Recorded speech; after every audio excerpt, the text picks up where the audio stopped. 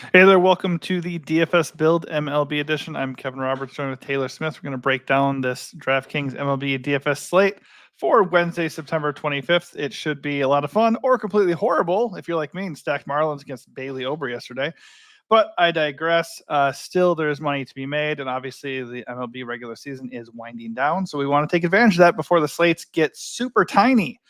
If this video helps you at all in any way, please give it a like and also subscribe to the channel. Helps us out and helps you know when more videos are dropping. We'll be dropping a Thursday Night Football DFS Showdown video, probably doing that for today, and then you'll be able to have it today and tomorrow. And we'll also be doing NFL main slate before the weekend hits. So be sure to check all that out.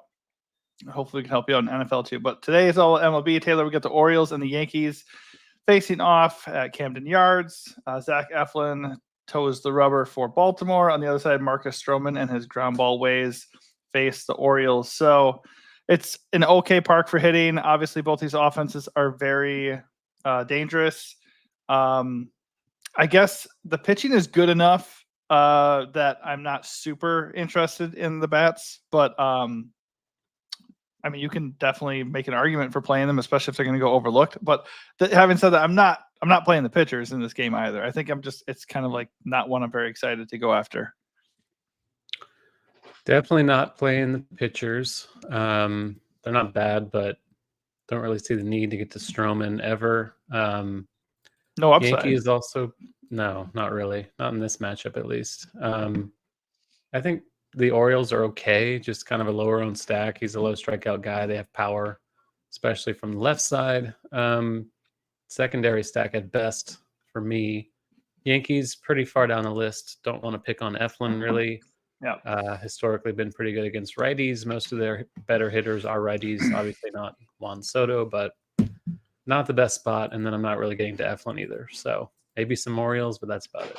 Yeah, we are aligned here. Like I said, though, it's 9-game slate. If for tournaments, Orioles and Yankees are totally fine. Obviously, they're very good offenses. They can always go off. Just logically speaking, they don't really stand out on the slate. Next game, we have Boston traveling to Toronto to take on the Jays. Richard Fitz has small sample size, but so far does not grade out as a guy we want to target with a very low K rate, but he's not really giving anything up either. I think Toronto is fine just because he's not very experienced. But I don't really like to play the Jays in general, but I think anytime you're going up against an inexperienced arm that doesn't make bats miss, that's worth noting. Kevin Gausman's on the other side against the Red Sox. Their projected strikeout rate is only 23.5%. It's not a super fun matchup. They do not have Devers in the lineup anymore, so there's that. I think Gausman, what's his price? 8.6. I don't know. I think he's okay. I don't have a problem with Gausman, but I just don't see him as a priority. On the other side, I don't really want to pick on him necessarily either. So this is another game that's probably a stay away from for me. I'm getting to Gausman a lot. I think I'm going to bring him down a little bit in terms of projection. Feels good, I bet. He's just kind of cheap, and he's not bad. He's still a pretty good real-life pitcher. It's also not an amazing pitching slate. There are a lot of high-end options, but not a lot of them are in ideal spots. So I'm okay with him. I'm also okay getting to Boston against him a little bit. You mentioned no Devers, but still pretty good lefties here with Duran, Casas, Yoshida is okay. Don't mind Trevor Story as a cheapie from the right side either, but probably playing both sides of that. Not really playing Dick Fitz, not really playing Toronto against him either. See, Dick Fitz. Yeah, that's true. Richard. Okay, so I'm just checking the ownership real quick. Yeah, I don't really have any interest in Gausman if Bradford at $200 more against the Athletics is going to be less owned. That's kind of interesting to me. So we'll talk about him in a little bit, but I would just pivot there if Gausman's going to carry any ownership. And right now he is carrying a little bit at like 15, 16%. I don't disagree with you either about a little bit of Bo Sox interest, but this just is not the game for me personally. David Peterson and the Mets take on the Braves. This game probably isn't happening. Do you really think we need to go over it, or is there a glimmer of hope that it could play? It's hard to tell now. It's orange on the weather report, so it could go either way. Makes the pitching pretty risky, especially if Chris Sale's $11,100. I would want to play him if he's okay to play, even at that salary, just because he's the best pitcher in the league so far this season. So fine play if you can play him. Otherwise, it's probably a stay away. I mean, it's not worth the risk. There are alternatives if you don't want to risk 11K on a guy that might not pitch at all. Yeah, for what it's worth, he's pulling the most ownership by far, 41% owned. That is almost doubles that Gallon's ownership. Most expensive pitcher by quite a bit, but he also has the best projection of the slate. The Mets don't strike out that much, only 20% whiff rate, and they have a good amount of power against southpaws. So if this game is green lit to go, obviously I have a lot of interest in Sale with, right along with you. But the Mets would be a pretty good leverage stack. So I would be definitely okay with firing up a little bit of New York bats, obviously starting with Pete Alonso, Mark Vientos, Starling Marte, JD Martinez. All those guys look pretty good. And even they're like ancillary pieces like Tyrone Taylor, Harrison Bader, traditionally hit lefties really well. So if it goes, it's not like Sale has a really easy matchup in front of him. So I don't mind the Mets at all. But if I'm leaning hard one way, it would be Sale, obviously, because he's very good. And like you said, this isn't the most amazing pitching slate. If this game is okay on the other side, David Peterson takes on the Braves. I mean, I think the Braves are okay here. Pretty good amount of power. David Peterson grades out decently overall. I don't know. He's not really a guy that I've really enjoyed attacking. He's just kind of decent, but also not a guy I really want to play. So I think I do slightly lean Braves here over Peterson. Not super interested in Peterson, but mostly it's play Sale if the game is greenlit and then get a little bit of leverage with Mets bats. Yeah, I'm not on the Peterson or the Braves, so it's kind of just Sale for me today. All right. Well, this game probably won't play, so we'll have to adjust. And maybe even as we go, we might want to just prioritize what other guys we really like at SP1, because I don't know if we're going to be able to get Sale on the slate. And by the way, that's going to impact ownership quite a bit because right now he's just soaking up a ton of it.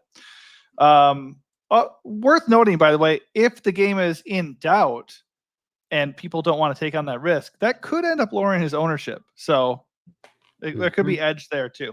All right, we got the Halos hosting the White Sox. Jose Suarez taking on Chicago. They look dreadful. They're going for the worst record of all time.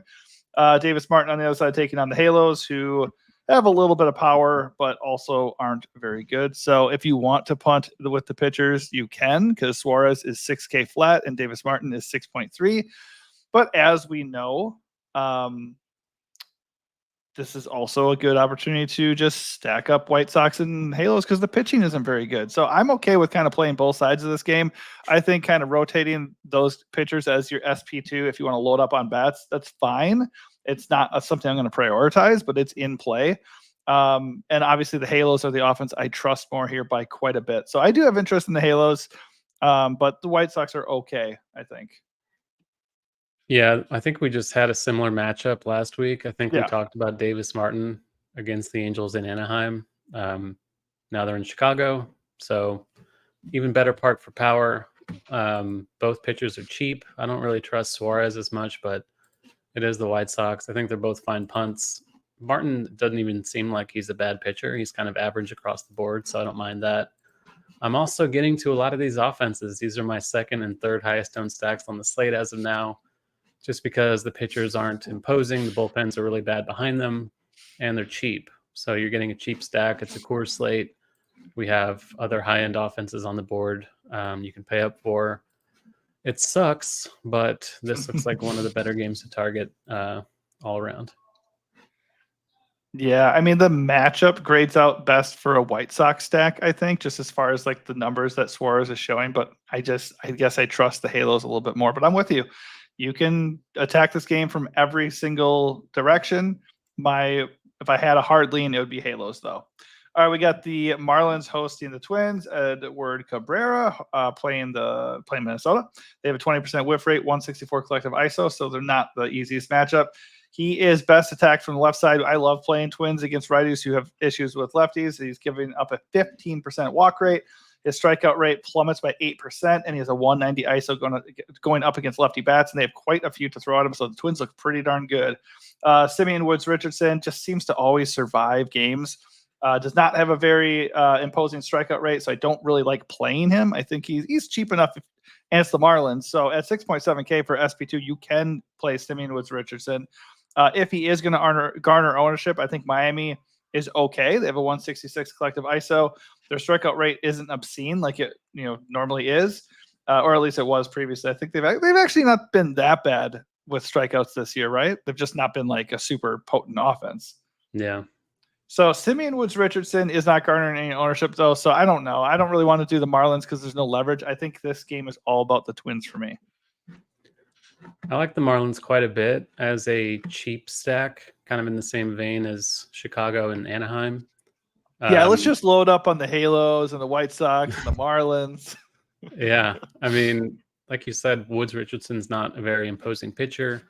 The lineup is a little better. Connor Norby's a nice addition.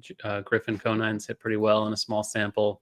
Even Jonah Bride has kind of hit a bit. It's really not a terrible offense, and it's affordable. Guys like Sanchez and Berger being the headliners. I do have a lot of interest in Cabrera as another cheapie in the same vein as Martin or Suarez. The walks are out of control for him, but the strikeouts are also pretty interesting. Minnesota, not a great lineup, just not very imposing top to bottom, in my opinion. Pinch hit risk for some of these lefties, too, if they eventually bring in a lefty out of the bullpen or something. So, my boy I'm not getting to Wallner them as a stack. I'm getting to quite a bit of Cabrera, though. Okay, so I do agree that Minnesota is less enticing if Matt Wallner is out. He was removed from yesterday's game, so that looks like a very distinct possibility. They're missing two other really good lefties too, so I agree it's not as good as it normally would be for sure, but I do still like the Twins a good amount. All right, so Cardinals obviously look good going into Coors. We have Eric Fetty taking out the Rockies. I think Fetty is in play because he is 6.6K and the Rockies aren't very good. Obviously, it's never fun to trust a pitcher in Coors Field. So if you don't want to play Fetty, I don't blame you. But I think I would keep him in my player pool just because he's cheap and it's the Rockies. Rockies do have a good amount of power, 183 collective ISO, but they also strike out. So I think I would play both sides of that one just a little bit. Obviously, lean Rockies because it's a very good hitting park, the number one hitting park in baseball. Austin Gomber is taking on the Cardinals, who obviously get a really big park upgrade. And he does not grade out well at all. So Cardinals would be chalky, but Cardinals look great. Yeah, if you ignore the Austin Gomber revenge game, I guess it's a good spot for the Cardinals. Easily the top. It's not true revenge, though. Yeah, it is. It's in Coors Field, isn't it? Oh, he's a Rocky. That's right. That's right. Yeah, it's not true revenge. This is where he lives. True. This is where he pitches. Doesn't count. Yeah, St. Louis, very clearly the top sack on the slate, going to be chalky. Like you said, Fetty's another of those cheap guys you can just kind of throw in there. I'm not as enthused about him as Cabrera or the White Sox Angels guys, but he's fine. He's a pretty good pitcher overall. Colorado, typically I get to them. Today I'm a bit, so I think they're a pretty good stack. They're a little expensive, but it's Coors, so obviously they have the potential to break the slate completely. So I will look their way quite a bit.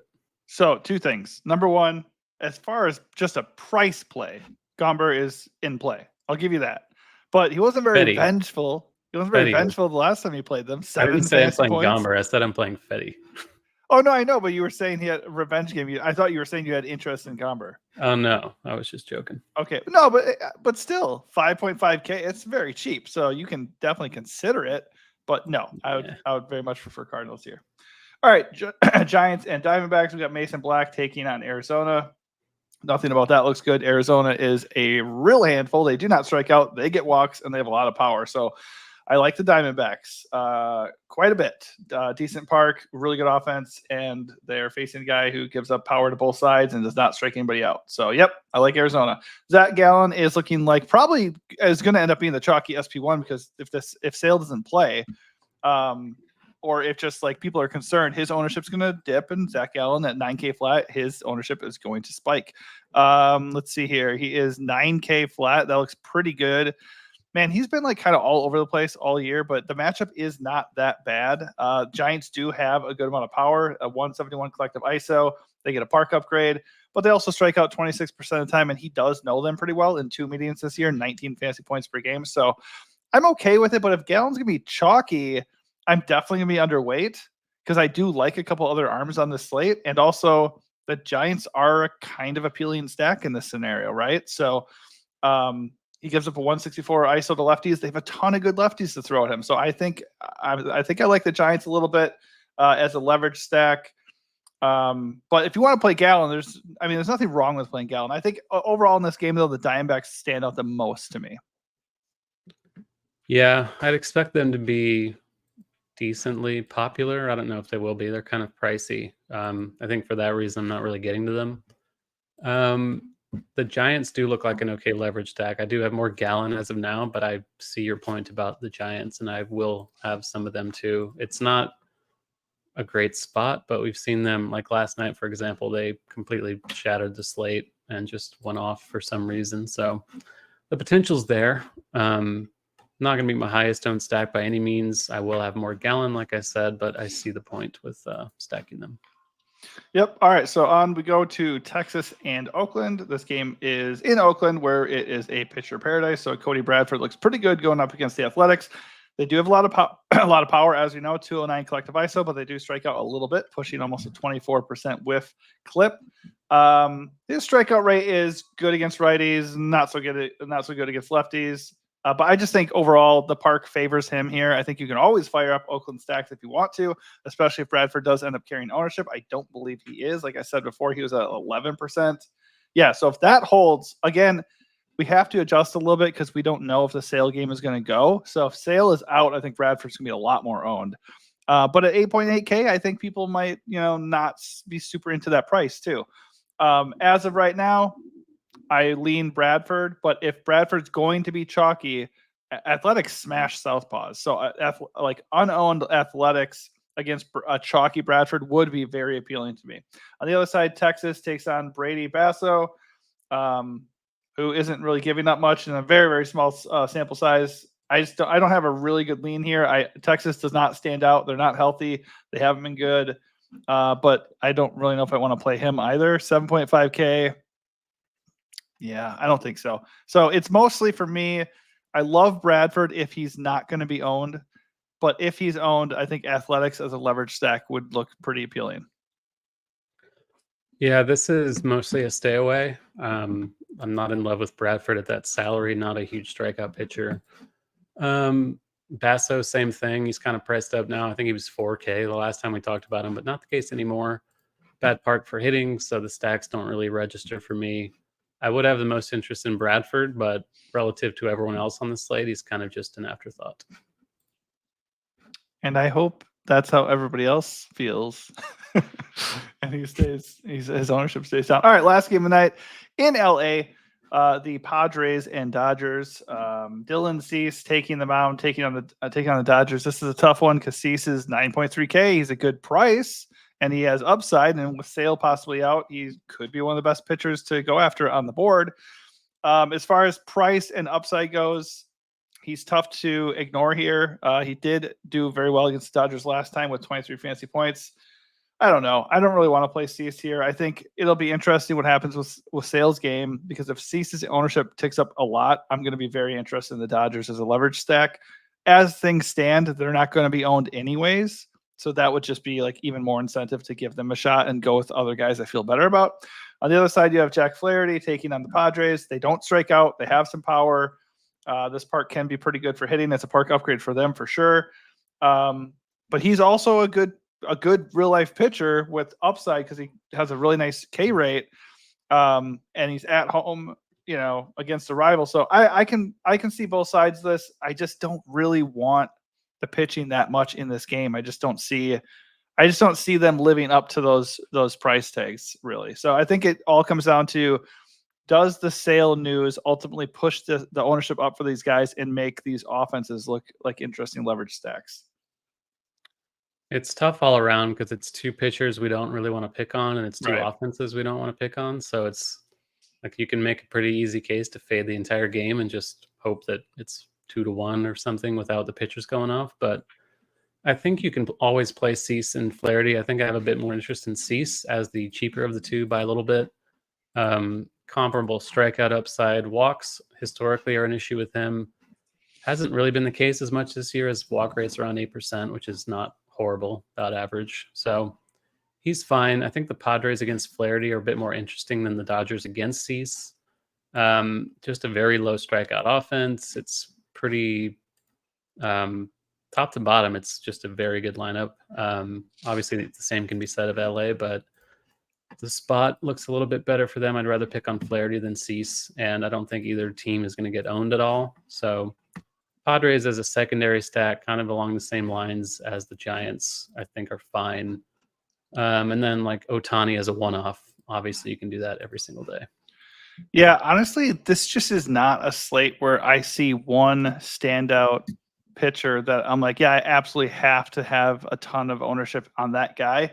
So my personal strategy for tonight is probably going to be splitting my pitcher ownership between Flaherty, Cease, Gallen, and Bradford. I'm probably going to rotate those four guys and then see if I can attack some of these leverage stacks and win that way. I'm probably going to fade Coors too, or either fade Cardinals and like split between fading Cardinals and fading Coors, and then maybe getting a little bit of Rockies because they're always under owned in the Coors games for some reason. But there's a lot of leverage opportunities that I like. I like the Giants. I like the Athletics if Bradford's ownership ticks up. And like you said, I think I will just play both sides of the Dodgers game, and then either you hit the right pitcher with your SP2 and your leverage stacks, or you blow up one of those pitchers with an unowned stack to end the night. So that's probably where I'm coming from on this slate. A lot of these mid-range guys and these lower tier guys, I think it just depends on what else you're doing. But like I said before, Fetty, Simeon Woods Richardson, and even the guys in the White Sox game, Martin and Suarez, they're in play if you want to go up and get one of these guys. And of course, if Sale actually plays too. That's just where I'm coming from. Any parting wisdom before we sign off here? Just keep an eye on the weather in Atlanta and pivot accordingly. I think the White Sox Angels game is the most interesting on the slate, even though it's probably the least interesting on the slate in real life. But it is what it is on September 25th in MLB DFS land. Yeah, it's funny because like a couple slates ago, one of our viewers, loyal viewer, he commented, he's like, it wouldn't be a DFS slate if Taylor didn't like the White Sox. So it's like, they are all, I don't know why they suck, but they also always look kind of good, weirdly, right? It's always they're always cheap and they have okay hitters, so it's kind of just like whatever. Just play them. Sure. All right, so hopefully this helps you out a little bit. If it does, like this video, please, and also subscribe to the channel. Thanks for watching, and good luck.